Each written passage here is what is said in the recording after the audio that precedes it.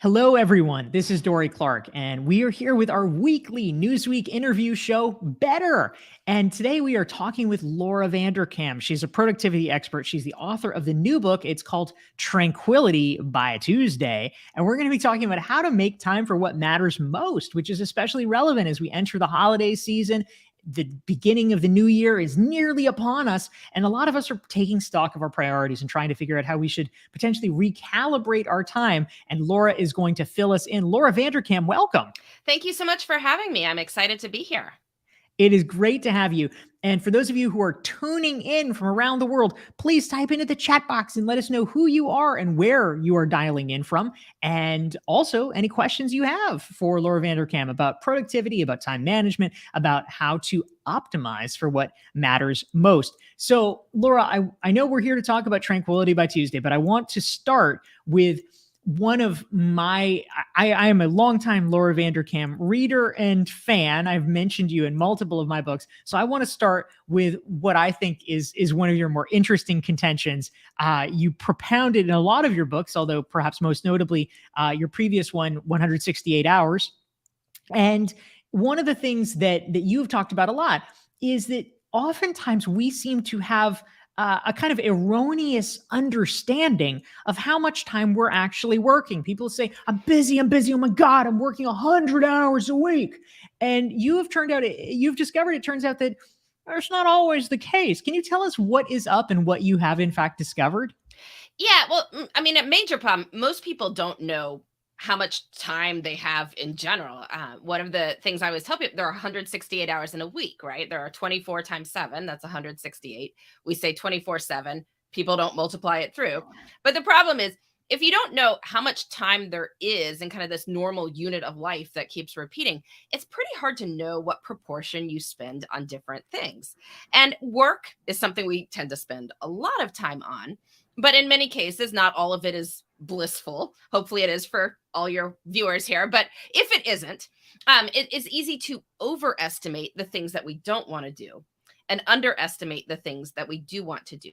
So people tend to overestimate how many hours they work, how many hours they spend on housework. That's another one. People tend to underestimate how much time they have for leisure in particular. You know, people will tell you, I have absolutely no free time whatsoever. And you could be having this conversation at a party or something. It's like, well, maybe just a tiny bit, right? But we have these stories that we tell ourselves. And there's nothing wrong with this per se. I mean, I'm not here to play gotcha, like, oh, you thought you were working 45 hours a week and you're working 40. Like, nobody really cares, right? But the point is, if you want to spend certain proportions on different things, like I want to spend this amount of time on working and on developing my team, this amount of time on planning and prospecting, this amount on administration. If you don't know the denominator, it's hard to choose the numerator. So we want to make sure we're working from good data. If you get paid by the hour, you know how many hours you're working. If you don't, it's a good idea to keep track of it so you get a good sense of it. I love that. Such a great point. We're here with Laura Vanderkam. I'm Dorie Clark, interviewing her for Newsweek's interview show Better. And Laura is the author of the new book, Tranquility by Tuesday. And we want to say hi to some of our great friends who are tuning in from around the world. Thank you for being here. We've got Diana in Portugal. Lillian is in New York City. Cheryl's in brutally cold Minneapolis. Oh, that sounds a little sad. Sorry, Cheryl. Jennifer's in New York. We've got Hafiz in Dubai. Charles is here from Chile. Paulina is on vacation. Well, I am happy for you, Paulina. Allison is in Toronto and Tamara is in Utah. We love having every single one of you here. And so, Laura, a question that I have for you. In Tranquility by Tuesday, you talk about a concept that you have that I think is really interesting. You talk about the difference between having effortful fun as opposed to effortless activities. Why should fun be effortful? What do you mean by this? And what do we get out of it? Well, it still needs to be fun, right? But if you think about it, there are different kinds of leisure activities that we spend our time on. There are things like reading or hobbies, crafts, or connecting with friends. And these are all very fun activities, but they require a little bit of planning, a little bit of coordination, maybe a little bit of effort, if you will. Then there are those sorts of leisure that are a bit more passive. So things like watching Netflix or scrolling around online, being on social media, that sort of thing. And those tend to be, lower effort activities. They're a lot easier to do. And because of this, we tend to spend the bulk of our leisure time on effortless fun. And there's nothing wrong with effortless fun. It has its place, but many people in the abstract, at least, say they would like to spend more time on reading and hobbies and connecting with friends. But the effortless sorts of fun tend to crowd these things out because we only have a limited amount of discretionary time, especially if you are working full time, raising a family, involved in your community. There's sort of not oodles of time. And so you want to make sure that the balance is appropriate to make you feel most rejuvenated. So one of the Tranquility by Tuesday rules, which there are 9 rules in this book that I think are pretty universally applicable, can help you spend your time better. One of them is to do effortful fun before effortless fun, and do just a few minutes of more effortful leisure activities like reading or hobbies before you switch to the screens. It doesn't have to be a lot. If you pick up your phone, read an ebook for 2-3 minutes before you go start scrolling around on Instagram. If you have put your kids to bed or you're finished with your chores or your work, do a puzzle for 10 minutes before turning on Netflix.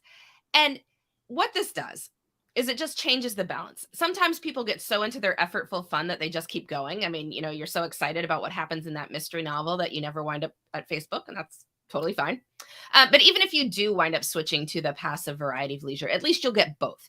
And when people did this, they tended to feel like they were wasting a ton less time. Even busy people whose lives don't suggest a whole lot of wasted time in the first place. Yeah, that's really an important point. I know one of the things, Laura, that you are famous for, at least famous to me for, although I think famous in general, is time tracking. And Laura really encourages people. And in fact, you all who are tuning in, if you go to Laura's website, lauravanderkam.com, you can download a free tool that she has for time tracking, sort of spreadsheet that she's set up, which I have personally done, and I have written about it. But one of the things that I discovered in my own time tracking is that in general, I'm not someone who's incredibly susceptible to going down social media rabbit holes, but apparently what I discovered is that my social media usage, this was a few years ago, was almost always confined to between 10 and 11 o'clock at night. And what I realized was like, okay, this is where the willpower reserves have dwindled, and I was too awake to go to sleep, but too tired to do anything productive. And I would just be like, I guess I'll see what's on social media. And once I realized that pattern, thanks to the time tracking that you recommended, I was able to stop it. Yeah, I recommend time tracking for anyone. I mean, it's the same thing if people are trying to eat more healthfully or if people are trying to get control of their finances. I mean, these are all things that can be tracked. But I think we tend to be even less aware of where our time goes than maybe where our money goes. So it's helpful to just try keeping track of it, get the data, because, people say they want to spend their time better. But if you don't know where your time is going now, it is very hard to figure out if you're changing the right thing. I mean, you had not necessarily identified that this was a time of day where you could do something like read if you wanted to, right? Or if, had puzzles or whatever it is you wanted to do, something that might be a little bit more relaxing, or go to bed earlier and get that time in the morning, wake up earlier and do something else completely with the time. But unless you are tracking your time, you're just not going to be aware of it. I promise it's not that onerous. Do it for 1 week. You will start to see patterns in your life. You'll see where there is time that you are spending on things that maybe you don't care about so much. And maybe you can redeploy that time to something that would be more fun, more meaningful for you and the people you care about. Yeah, it's a great idea. And I have done it multiple times and found it very helpful each time. And if you are enjoying this conversation, hit the like and hit the share button so that your friends can benefit from it as well. This is Dorie Clark. I'm here with our Newsweek weekly interview show, Better. And our guest is Laura Vanderkam. Her new book is Tranquility by Tuesday. And type your questions for her into the chat box. A great one, Laura, that has come in is from Lisa. And Lisa says, time's an illusion, right? It's very metaphysical, Lisa. Here we go. The fiction of time creates stress, but it's also what drives what we call productivity. So how can we stay present and still feel productive? And yes, just be dealing with this existential morass. The existential question. Yes, well, time may be a construct, but somebody still needs to pick up my kids at 3:30 today. So it's a very useful construct in terms of how we deal with our lives and our responsibilities and things like that. So I think, with anything, it's a balance, right? And there's no reason to make ourselves feel guilty over what we are or are not doing in some grand scheme of things. There's more things in life than we could ever do, right? You do not start your day in a productivity debt that you then have to struggle to work off. Instead, I choose to view it that we are here, we are existing. That is wonderful.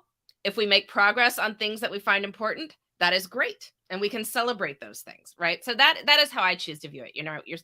You're not starting from behind and trying to get to zero. You're starting at a baseline, and anything beyond life maintenance is great. And that's a good way to think about productivity. Really excellent point. We're here with Laura Vanderkam, author of Tranquility by Tuesday. We want to say hi to some of our great friends tuning in from around the world. If you're just joining, let us know who you are and where you're dialing in from. Patricia is in Boston. Vajita is in Toronto. We've got Kristen in Philly. Jillian's in Toronto too. Francis is in Bogota. Ravi's joining from Hyderabad. We've got a LinkedIn friend from Istanbul. Our buddy Bernard is from Munich. We have Anand from India. Sumit is from Bengaluru. Stephanie is from Toronto. Wow, Canada is really doing a good job today. Props to you, nation of Canada. That's amazing. And Rebecca is in Chicagoland. We love having all of you here. Now, Laura, a question that I'm wondering about is I love this quote here. You have said, ask yourself what is important, not just what is happening. Can you explicate this for us? What do you mean by that? One of the Tranquility by Tuesday rules, one of these 9 time management rules that I think will help people make their lives better, is to plan on Fridays. And what I mean by this is that everyone needs a designated weekly planning time where you look forward to the upcoming week and you work through your schedule, you figure out what's going on, of course, that is part of planning. But that's where most people stop, right? That we're saying, okay, well, these are the things I have to do over the next week, or these are the things I am doing, whatever is on our calendars. Ask also not just what is happening, but what is important to you. Like, if this was a really good week, what would you do? What would you experience over the next week? How would you end the week? And looking back, what would you say, had happened? And by doing that, you can kind of identify what matters to you over the next week. And if what is happening has no relationship to what is important, that is a good sign that maybe you need to do some work to change things around and to schedule in some things that are important to you. And maybe it overlaps perfectly, and that's wonderful, in which case, you've got an awesome schedule. Most people, it's somewhere in the middle, right? There are some things that are important that are happening over the next week. There are some things we don't care about. But, by being aware of this and asking ourselves what is good and important over the next week, we keep our eyes on our priorities and making sure that we are making progress toward our goals, instead of just being like, okay, I have this amount of meetings. Well, what's the purpose of those? What is happening? What is important of what is happening, and keeping the right balance between the two. Excellent. Thank you so much for that. The book is Tranquility by Tuesday. I'm Dorie Clark. I'm here for Newsweek interviewing Laura Vanderkam. And we want to say hi to our amazing friends here. Kokila is in Sri Lanka. Amy's in Charlotte, North Carolina. Holly's in Boston. Sean is in New York City. Ahmed is in Germany. Lisa's in Charlottesville. Annette's in Southern California. Adnan is in Turkey. And we've got a LinkedIn friend from the horse capital of the world, Lexington, Kentucky. We're very glad to have all of you. If you're enjoying the conversation, you want to make sure you never miss one, you can just go to dorieclark.com. You can sign up, get a free self-assessment, and you will join the email list. So you'll get reminders for things like this. And if you want to find out more about Laura, it's lauravanderkam.com. So Laura, a great question came in from our pal, Todd Churches, former guest on Better. Todd Churches, author of Visual Leadership. Todd wants to know, when you work for yourself, it's easy to think about work all the time. So it feels like you're always working. How do you turn our brains off? Laura, what do you think? There's a couple of things you can do. I mean, one, by asking yourself what is important in any given day, any given week, and making yourself that task list. When you cross those things off, you've done them, you can be like, hey, I had a good day, or I had a good week. And that can give you a little bit of permission to relax. You've done the most important things, whatever else there may be in the universe to do. But I think one of the best ways to take your mind off work is to have a really cool personal life. to have a lot of stuff that is going on in your personal life, whether that's friends and family members that you see a lot and do cool things with, whether it's hobbies, community involvement. But if you are going to go play on your softball team on Tuesday nights at 6:30, you're probably not thinking of work at 6:30 p.m. on Tuesday because you're making sure that you're advancing the batter around the bases, right? I mean, you just can't really think about it that much when you're doing other things. And obviously, we can't fill all our time, but even some of our downtime, like you're reading a great murder mystery novel, you're probably not thinking about work. So the more we can spend our non-working time on things that are engaging and that allow our brains to go to other places, I think we can reduce a lot of that stress.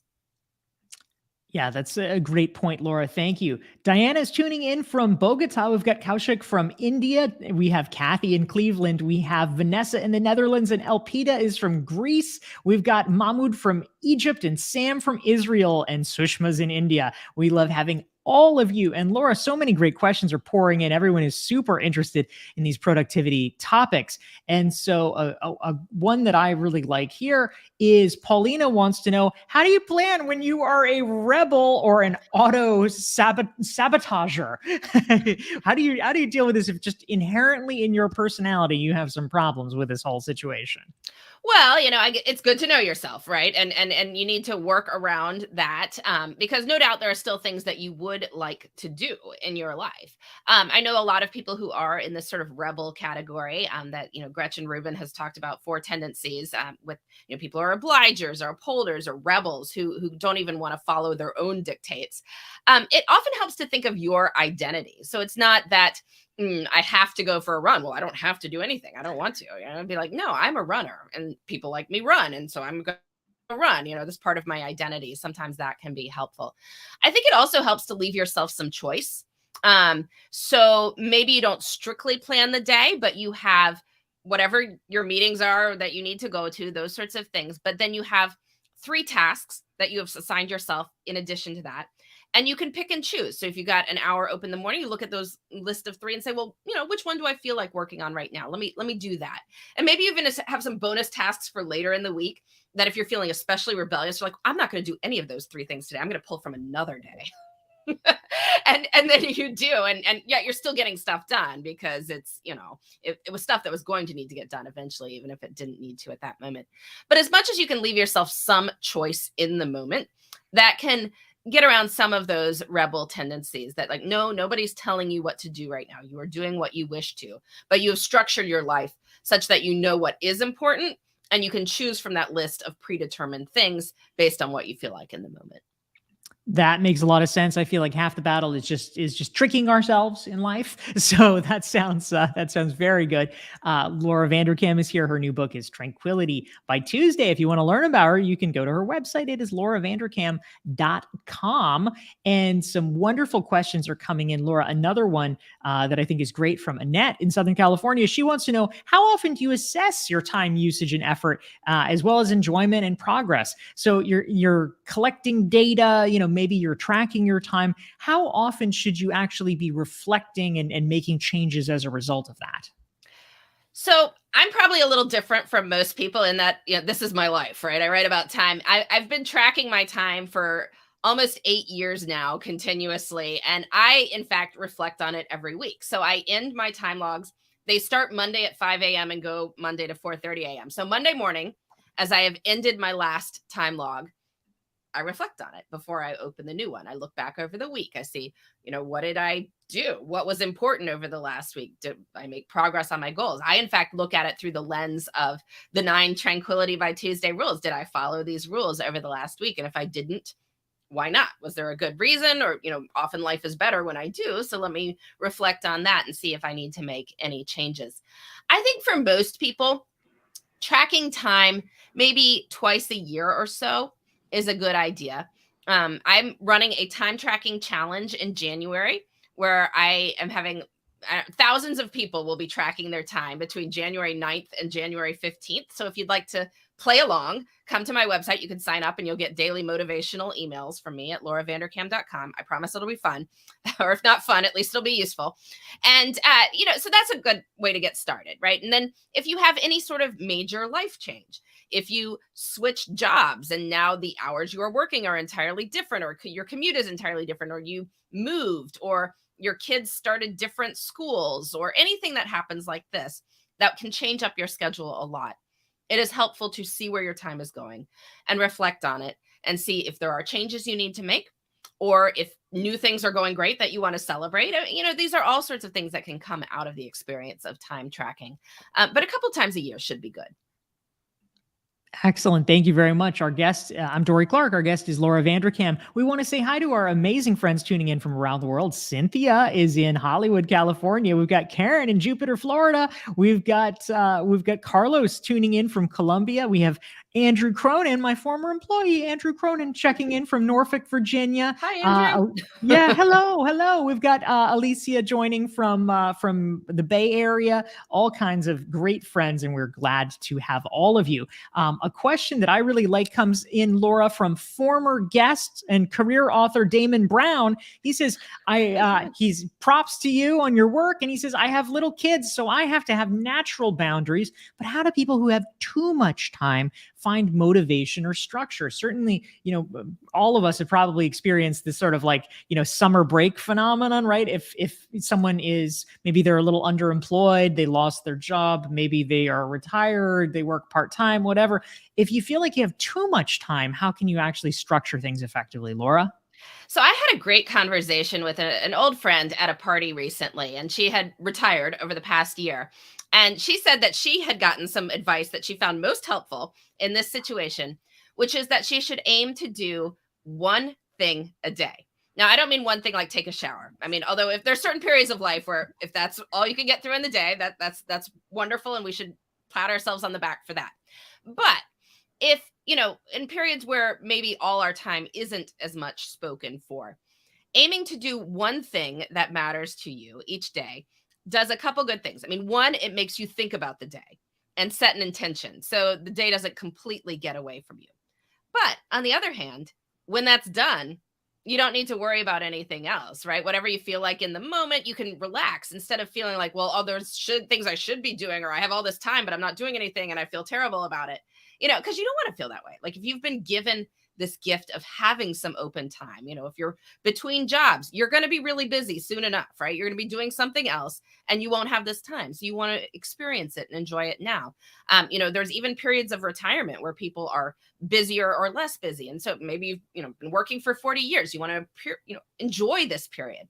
But having that mental model of doing one thing a day gives you intentions, means you're getting out of bed, means you are making plans, but also gives you permission to enjoy this space that can feel really like, time is abundant. Sometimes people are really experiencing that for the first time. Yeah, that's a really useful tip. Thank you, Laura. That's great. We're here with author Laura Vanderkam. Her book is Tranquility by Tuesday, and the great questions are pouring in. Laura, a question came in from Elias. He says, I never complete my workday plan. How can I actually accomplish my goals here? I'm sure a lot of people can relate. We have, ambitious intentions at the start of the day, at the start of the week, but it just doesn't seem to get done. What should we be doing in that situation? Yeah, my guess is that Elias is setting incredibly ambitious goals for himself for the week or for any given day. And that sounds like a great thing, but it can really be challenging because life happens. Stuff comes up. We never know at the start of the day absolutely everything that we will have needed to have done by the end of it, or we don't know by the end of the week, what we will have needed to do because emergencies arise, stuff comes up, bad stuff, good stuff. Probably a little bit of both because that is life, right? And so you want to make sure that your intentions are fairly limited. And I like to think of my to-do list for any given day as something of a contract with myself. Like these are the things that I'm saying, even if everything goes crazy, there are disasters left and right, these are the things I still want to have gotten to by the end of the day. And the only way to make sure that will happen is to keep that list incredibly short. So we're talking like 3 to 5 things other than whatever meetings you need to go to in the course of the day. If it's a really busy day, maybe less than 3. But this forces a couple of things. I mean, first, it forces you to prioritize. If you've got 50 things on your to-do list, you will not get to 50 things. You'll get to some of them, but which ones, right? Maybe it's just the easiest things. Maybe it's the things that were screaming loudest. I don't know. But it's probably not the things that absolutely had to happen. Whereas if you keep a very limited list, you're going to force yourself to figure that out. If you finish your list and you've got more time, like, great, go find some other stuff. Like, I'm sure you've got plenty of things you can tackle. So it's not like you're going to be twiddling your thumbs, but we want to focus on what's most important to happen, because the truth is there's no virtue in putting something on a to-do list and then not doing it. Like, it's as if it was never on the list in the first place. Only now you feel bad about it too. So we really have the worst of all possible worlds, that it didn't get done and you feel bad, versus it just not getting done, right? So better to create a situation where at least we are doing what we set out to do. And that means keeping our ambitions much more limited. So good. That's great. Laura Vanderkam, author of Tranquility by Tuesday. This is Newsweek's weekly interview show, Better. And I'm Dorie Clark.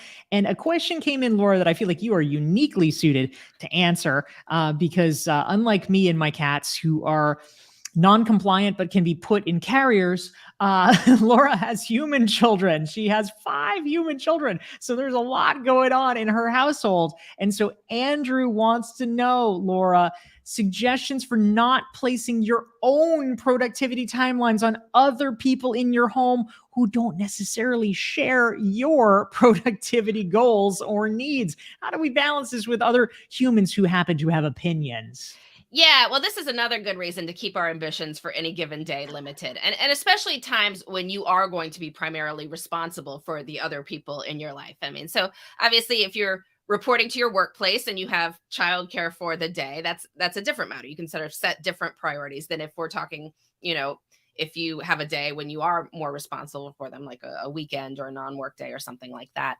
I try to set very limited goals. I'll give myself, I said this weekend, what is like 2 things other than dealing with the kids that I want to get done. And maybe it's unpack a single box from the move, or, wash something that's not in the normal washing schedule, right? It's just, we're talking very limited ambitions. But if they are limited, they tend to happen. Whereas if they are huge, they tend not to happen. But just in general, I think what this question is probably getting at is we never want to be the person where like, no, don't come talk to me, child. I have 10 things on my to-do list I need to do right now. Like, so you'll just have to talk to me at another time about your hopes and fears and dreams and all that. So I think it helps to always remember this phrase, which is that people are a good use of time. So yes, we have things we want to get done. And yes, children and partners and all that need to learn to respect certain boundaries. I mean, you're probably working to put a roof over their heads. Like you do need to get some certain things done, but that we also are focusing on our relationships with them as one of our top priorities. And so time spent nurturing that relationship is not a detriment to our productivity. It's actually in service of our most important goals. So I think keeping repeating that phrase in our brains when these interruptions happen is that, no, this is a chance to make progress on one of my big goals, right? Because people are a good use of time. That's fantastic. Thank you. We probably have time for one more question. So many have been pouring in, and there's such smart, great questions. I wish we had time for them all. But I want to turn to Cheryl in brutally cold Minnesota, because she deserves something to warm her heart for after dealing with those temperatures. And she wants to know, Laura, is there a tranquility principle that you personally find challenging? And if so, what helps you keep that important promise to yourself? How and in what way have you struggled to accomplish these things? Yeah, that's a great question, Cheryl. So rule number 1 is to give yourself a bedtime. And I think this is one that I constantly struggle with, as I think many people do, because when you get to the end of the day, this is time that you now have for yourself, right? Like everything else has been done. Your work has been done. Kids, if you have them, are down. It's like, okay, now I can do what I wish to. And it's like you then have to exercise the self-control to go to bed. at that time, to declare the day done when you now finally have this autonomy and freedom. So couple things to do is, one, I try to make sure that I have time for myself at other points in my schedule. And one of the reasons I do make space for my hobbies and my interests is that I don't want to feel like this time late at night is the only space I have for myself. Because then you just start feeling very resentful and you wind up sleep deprived and it just doesn't go well. And just also trying to set myself a moment of truth, right? Which is that my bedtime during the week is 11 p.m. because I need to wake up at 6:30 a.m. for getting my kids out the door. 7.5 hours of sleep. It's just a math problem. If I have to be up at 6:30 and I need 7.5 hours of sleep, 11 is my bedtime. So I have a moment of truth around 10:30. Am I going to bed at 11 or am I not? And I don't have to. Like, I'm a big girl. I can stay up if I would like to. If I'm doing something good, if I'm doing something really important, having a great time, then yes, I don't have to get 7.5 hours of sleep every night. I can do fine on 7 and try and make it up somewhere else.